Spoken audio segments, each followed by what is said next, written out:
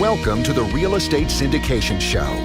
Whether you are a seasoned investor or building a new real estate business, this is the show for you. Whitney Sewell talks to top experts in the business. Our goal is to help you master real estate syndication. And now your host, Whitney Sewell. This is your daily real estate syndication show. I'm your host, Whitney Sewell. And today our guest is Paul Barbeau. Thanks for being on the show, Paul. Hey, thanks for having me, Whitney. Paul is a full-time multifamily real estate investor. He's focused now on finding deals and raising money for syndication. He closed his first deal in August of 2018, which is a 32-unit apartment complex, and with the help of some creative financing that we want to get into a little bit. And currently, he's in the process of syndicating, learning the syndication business and growing his portfolio and doing larger deals. Has a 57-unit coming up that I'm looking forward to talking about also. But Paul, before we get into that, give us a little more about your background and how you got into real estate and why real estate syndication. Yeah. Okay. So I guess I started out like many people in the world. I went to school and got a full-time job, and I kind of started looking around thinking, what do I want to do next? Is it going to be working 40 years until retirement and, the same job or whatever? So I started looking at ways to retire early. And basically one way that intrigued me was going to be real estate. So buying rental properties, maybe buy one or two per year until I had enough built up that I could retire early.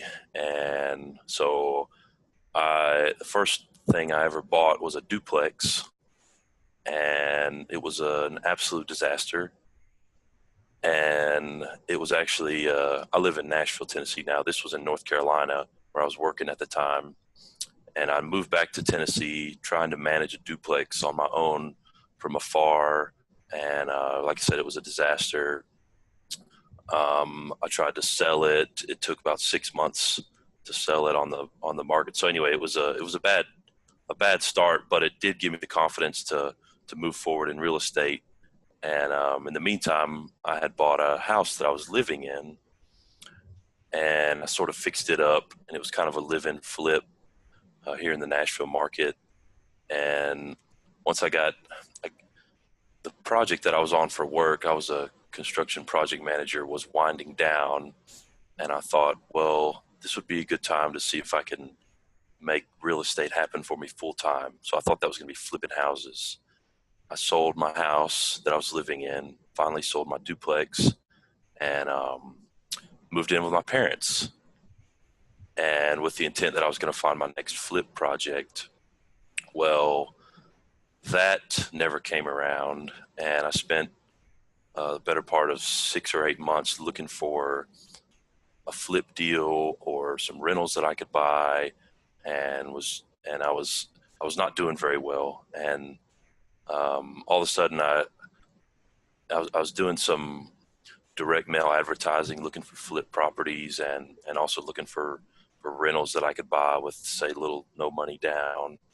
And I ended up in a relationship with a broker who brought me a 32-unit apartment complex, and he said that the owner was willing to owner finance a piece of it. And so I'd been learning about how to take down deals, and I thought when he said owner financing, bells and whistles and stuff were going off in my head, thinking, wow, I know what to do with this. If the cash flow's right, I can go to the bank and potentially get a lower down payment on this deal. And so I ended up bringing 10%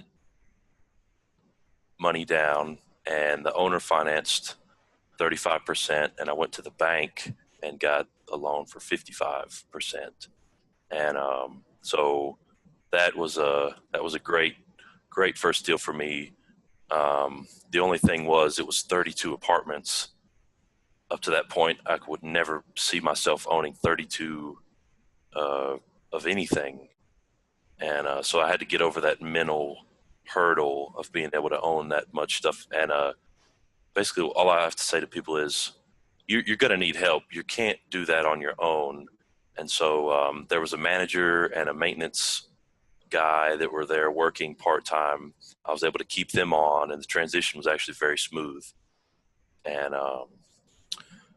so anyway, that was, and I guess when you look at 32, I went from 2 to 32, and you look around and you say, wow, it's pretty easy now to go to 100 or 200 or whatever. The only thing wrong is I'm out of money. And so you have to find a way to, and so here I am kind of twiddling my thumbs going, what am I going to do next? I'm out of money basically. And so I said, I wrote down a goal to myself, and I was going to learn about how to syndicate real estate, and I was going to try it out. Extremely nervous about it because you're basically raising money from people that trust you with the money, trust you with their money. Maybe it's their savings or their kids' college fund or what they have to retire with. And so I had another deal come along in the market where I work, which is southern Middle Tennessee. And I had a relationship with the owner, and he said, hey, I think this thing is coming up for sale. And I said, well, I don't have the money, but I know that there's something called syndication where I can raise the money from different people, and let me give that a try. And so, I told him to give me a few days to see how it was going to work out. And I called some of my connections, and I was able to get a good commitment, got it under contract, and the next deal is 57 apartments, and it looks like we're going to close after the first of the year. Wow. This is an impressive story. I mean, you've done a lot in a very short amount of time and just made it happen. And I want to go back and ask some questions about some stuff you said, because Sure. The listener can really relate to your situation and, just getting started in this business. And so, having the confidence to go from a duplex to going to 32 units, when the duplex you said was a disaster, can you give us some examples of, why was that a disaster? Well, the tenants that I inherited were not good at all. They were actually relatives of the owner, and when I inherited it, it was kind of like the inmates were running the asylum. There was the one side had a bunch of dogs that were pretty mean, and I couldn't ever get. I told him to clean up the yard. He didn't do it.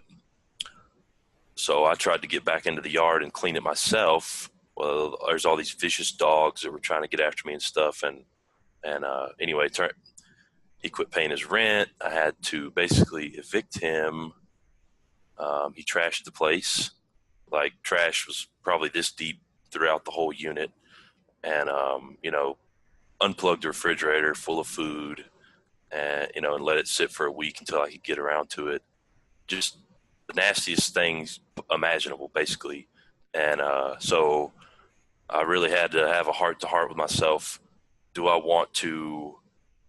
Is this the life I want to live, cleaning out garbage, with a shovel and chasing after, people to clean their yard up and get rid of their dogs. And also the tenant on the other side of the duplex did almost the same thing, left kind of in the middle of the night and said, oh yeah, by the way, I moved out, left also full of garbage, unplugged the refrigerator full of food. And so it was, but at the end of the day, when I collected all the rents and everything, added all that up, I made like a little money on it, just a little bit. But like I said, it was important. I feel like it was important because it gave me the confidence to know I could move on and know that I did not want to manage property on my own. I needed help. So let's talk about that just a little bit, because I hear many stories where people say they want to get into real estate. They buy, a single family home, duplex, something similar to that. And they have many stories usually of just horrible things that's happened, while they own the property. And so, their immediate response is, I'm not doing this anymore. I don't want any more rental property. This is horrible. But for you, you've seen it as a learning experience. So you gain confidence from it. And so, but tell us about, how did that give you confidence to go to a 32 unit? You talked about the management. Maybe you can elaborate on that a little bit. Why 32 units after 2 units was horrible? Because I guess, like I said, I knew that I was going to need help. And, when you get above one unit, 2 units, fourplex, a lot of people like to start with a fourplex or something. You've got enough scale to where management starts to make a little more sense. And then also, I like having all of my units in one neighborhood because I can control the neighborhood, right? You can have a junky neighbor move in next to your single family home, but if you have somebody that you don't like in your apartment complex, you can get rid of them. And I will tell you this, it is easier to manage 32 than it was 2. And I know I've heard that before and it's hard to believe, but it really is. But like I said, you need help. I would not want to have to manage 32 units on my, and then also for me, it's a lot easier to have somebody in between me and my tenants, because I'll be honest, if I had somebody that came to me with a sob story, oh, I can't feed my kids this month because, my rent, will you accept late rent payment and all that? It's tough for me to say no. It's a lot easier for me to have somebody to enforce those policies that's a third party, if you know what I mean. Of course. It's a business. I like the business aspect of larger, apartment buildings and dealing with professional management companies, who are used to they have these processes in place already, to Right. take care of those problems. So especially for your syndicators that are looking at, 100 units or more, you're going to have professional property management. You're definitely not going to be the person that's there having to do that. So, you thought you would start flipping houses, but you moved on to the apartment building, and you said you had that relationship though with a broker who brought you the 32 unit. How did you? All of us, want those relationships with the right broker, right? So, tell us about how you cultivated that relationship, and to be able to get them to bring you that 32 unit. Well, there's another guy that I'd met in my area that does, I guess, mid-sized multifamily. He'll buy 30, 50 units at a time and fix them up. And I took him to lunch one day, and this broker showed up, and the broker was, kind of asking me questions, sort of like, how much money do you have, and all that, which is kind of a, it's, you don't want to just say, I'm broke, because they're definitely not going to bring you any deals, right? And I feel like that's a challenge that everybody has when they're starting out. So why would they want to do business with me? And so I kind of said, well, I've got some money, and I've got some other people that might want to partner with me and stuff. And basically I got his phone number, and I just kept pestering him. Hey, have you got any deals? I might not, call me back in a week or two. And so I'd call him back and just chit chat. And then, and so one day he said, I might have something coming up. And it was funny because I had driven by this property. It's very close to where I grew up, in my hometown, Tullahoma, Tennessee. And I'd driven by this property thousands and thousands and thousands of times. And but he wouldn't tell me where it was. So he said, meet me over here at the gas station, and I'm going to take you to it. And, he basically drives right back towards where I grew up, to this property that I'd seen 1,000 times and never thought about it at all. Because I thought it was just too big for me to take down. So no way, Jose. Why would I look at that? But anyway, so I said, after he showed it to me, he gave me the numbers and the owner financing bit, I was like, let's give it a shot. And it worked out. But yeah, the broker, like I said, I guess advice to people that are having trouble getting traction with brokers, it's tough. It really is. It's like I said, you got to follow up and take them to lunch, go to meetups where they're going to be, and basically just build the relationship. So you went from 2 to 32 units. You talked about, okay, now, you're out of money, right? I mean, to be able to purchase large buildings, and so you want to, syndicate the next properties. And tell us how you're educating yourself, to know how to syndicate a property or large real estate, commercial building. So I just wearing out the podcasts, honestly, and books, anything I could get my hands on. Looking on Bigger Pockets, great resource, biggerpockets.com, and also their podcast. But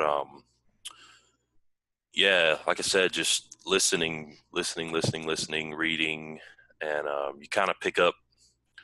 So you might hear about it. You might hear about, syndication. First time you hear about it, and you go, okay, well that's a tool that I could put in my toolbox. But I really, like I said, I listened to a lot of stuff just focused on that. And okay, how do you find a deal that's going to work for syndication? That's one thing. And then also, how do you get investors to have confidence in you? Okay, that's a challenge. You just have to, and I'm still learning that. My next deal, if I'm going to syndicate it, I've got to figure that out. So you've overcome many hurdles that a lot of people, they don't. I mean, that first duplex, most people wouldn't have got past that. So what would you say is the one thing that's contributed to your success to move on to, the 32 unit and really push you to keep going and doing larger deals? For me, it was the fear of sitting in an office or working, I guess, for somebody else for the rest of my life was greater than any of the fears that I've had in real estate so far. So it was kind of sink or swim at that point. I had to make it happen. I still have to make it happen, whatever that is. And so, I guess one thing that helps me move forward is, I write down my goals. I'll have, yearly goals. Where do I want to be this date a year from now? And I'll kind of break that into weekly goals.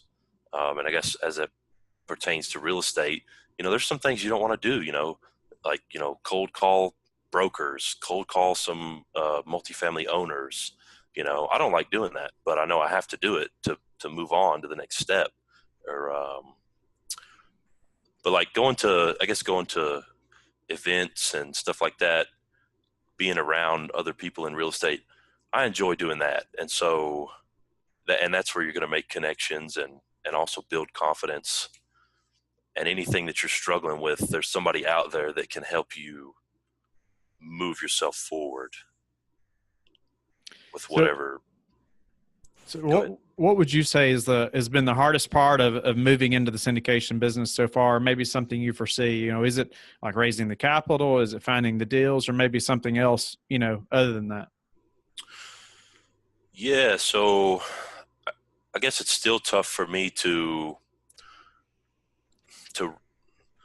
think about raising the money, and it basically, what happens if I lose this person's money? That's, number one fear for me.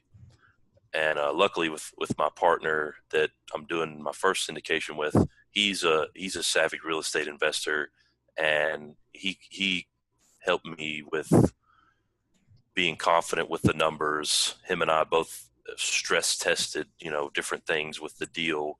But if I'm raising money from somebody that has no clue about real estate, then it's all that pressure is going to be on me to perform and do well with their money. So that's a big challenge. And then, but also, like you said, finding deals. I feel like we're in a tough time for that. There's not a lot of distressed real estate out there on the markets, say like there was in 2013 or 2008, 2013 timeframe with the recession. So I'm almost of the feeling that there's going to be some when the market cools down, that there will be deals coming up that I guess we're not seeing now. So what advice, would you give to someone that's just getting started in the syndication business? I mean, you're in it right now. You're kind of past, probably many steps that most people are that are just starting, but what advice could you give to them?